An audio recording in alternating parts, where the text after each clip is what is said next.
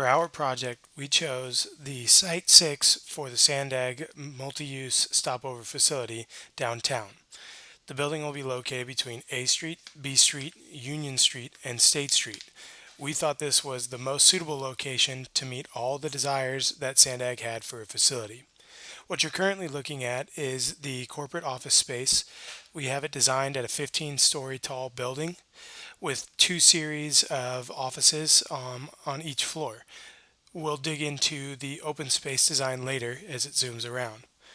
The building that's here on your left, our brownstone, is the low-cost residential housing that can house 96 families with two-bedroom 1,100 square foot units that we suggest renting out at $1 a square foot. Having this many units in the building allows us the opportunity to fulfill more families' needs downtown. As we zoom in here, we could see the community space that provides a central location for children to come out and utilize the playground and be outdoors without having to reach out beyond their parent supervision. As we zoom through the trees, we see the community barbecue that utilizes a recycled shipping container to offer community space. Behind the barbecue is a community garden. This space can be used by both the corporate rental tenants and the low-cost income tenants. As we zoom over further, we're going to see the cafe. That is an outdoor cafe utilizing grass and updated shop design to meet the needs of both the tenants inside low cost, but probably more so those that are in the corporate building. As we zoom around, we're going to offer an outdoor workout facility that gives everybody within both buildings a chance to get outside and get some fitness, which is continued with the basketball court seen right here. Also, along the side of the Greystone, you can see our bike racks for all of our bikes that'll grab us some lead points. As we zoom around, you're going to get a look inside of what is our open space design for the office building. Everything is left wide open, which decreases costs and leaves it for the tenant to fully design out what it is they want inside of the building.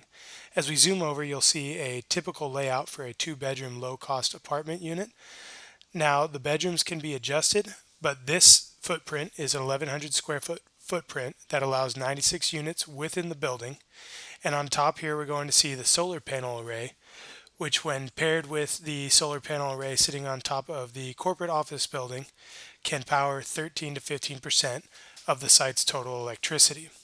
As we zoom down, we're going to get our first peek at the underground parking structure, which boasts 320 parking spaces with dedicated electric parking and handicap parking. This is going to double to triple the amount of parking that was currently there. Inside is the mid-level bus stopover facility that allows bus drivers and transit workers the opportunity to take a break off of the street, out of the public view, and over here we're going to have the mid-level retail. We have 10 shops with a total of 35,000 square foot around the mid-level that will increase walkability of the site. And that is the SANDAG multi-use stopover facility.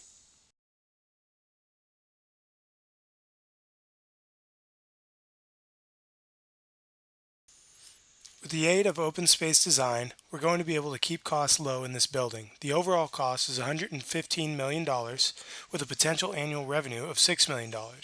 Ultimately, the building can be entirely paid off, generating nothing but revenue in 18.65 years.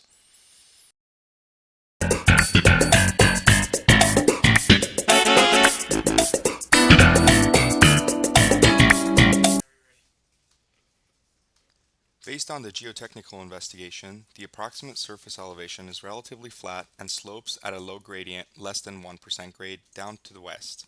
In the San Diego region, the interaction between the North American and Pacific tectonic plates are considered to take place across a wide area extending from the San Andreas Fault in the Imperial Valley to about 100 kilometers offshore to the west. The Rose Canyon Fault and associated faults traverse the downtown San Diego area in a north-northwest direction. Portions of the Rose Canyon Fault have been exposed by trenches and boreholes and have been found to be active. The downtown San Diego area is underlain predominantly by the late Paleocene age Bay Point Formation. The Bay Point Formation is composed of marine and non-marine poorly consolidated, fine to medium-grained pale brown fossiliferous sandstone. The site consists of the San Diego Formation and the Bay Point Formation bedrock, which is overlain by older alluvium, younger alluvium, and artificial fill. These layers are discussed in detail in the report. Artificial fill was encountered and several borings and generally consisted of loose mixture of sand, salt, and clay. The geological structure at the site is complex. The north boundary transects is transparent to have an offset in stratigraphy and possibly repeat of bedrock units with the San Diego Formation over the Young Bay Formation. Based on a review of available literature, boring logs, and reports pertaining to the subject site, the Rose Canyon Fault Zone was found to be of the most concern due to the fault's current classification as active. Also, based on these findings, liquefaction is also a concern. This is due to the relative vicinity to the coast and also due to the Bay Point Formation's layer consistency.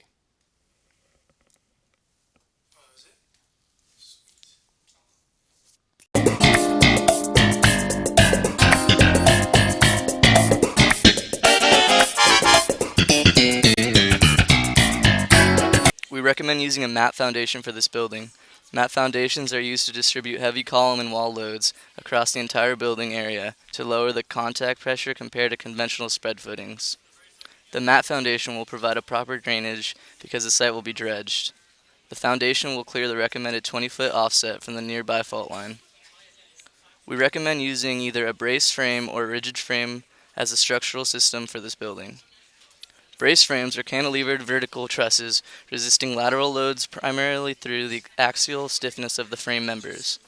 The effectiveness of the system, as characterized by a high ratio of stiffness to material quantity, is recognized for multi-story buildings in the low to mid-height range.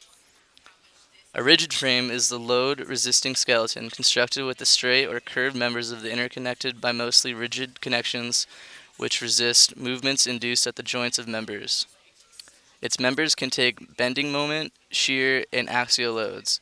Lateral stiffness of a rigid frame depends on the bending stiffness of the columns, girders, and connection in the plane of the bends.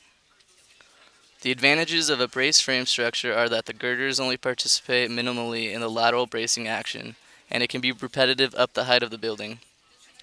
The advantages of a rigid frame structure are that it may be placed in or around the core, on the exterior, or throughout the interior of the building with minimal constraint on the planning module. The frame may be architecturally exposed to express the grid-like nature of the structure.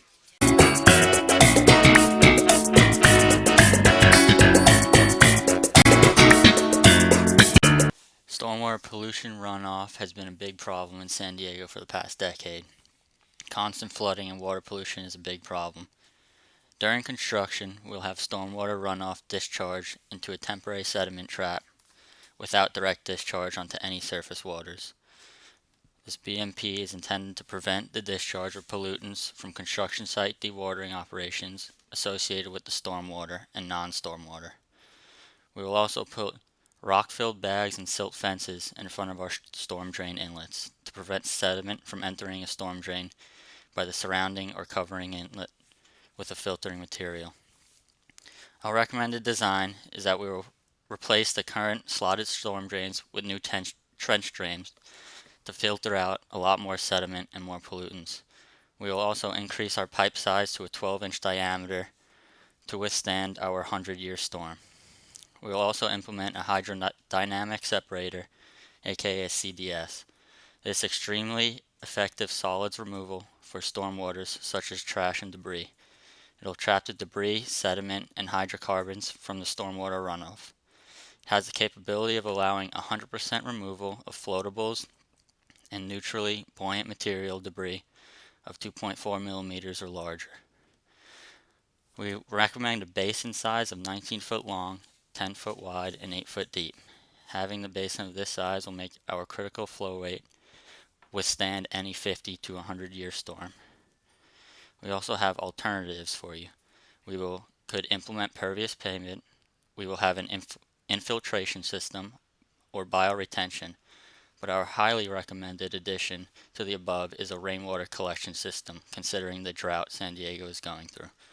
Rainwater will be diverted from the gutters into a collection system that will store all the water for irrigation use or stream release when the threat of flooding has passed.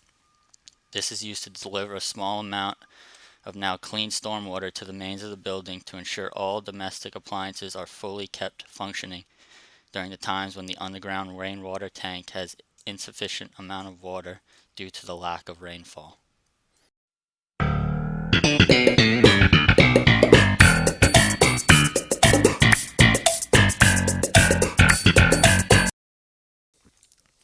The SANDAG mixed-use potable water and wastewater study addresses a feasibility design for the possible development of the site.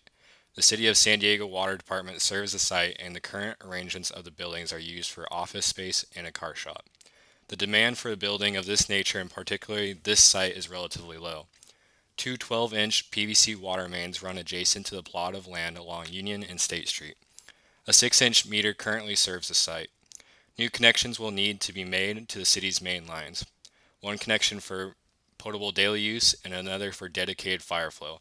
Sizes of meters to be determined. There are 5 main configurations. A couple that industry has used for years and others that are newer technology that solve problems in certain situations for booster systems to the top of the building for potable water use.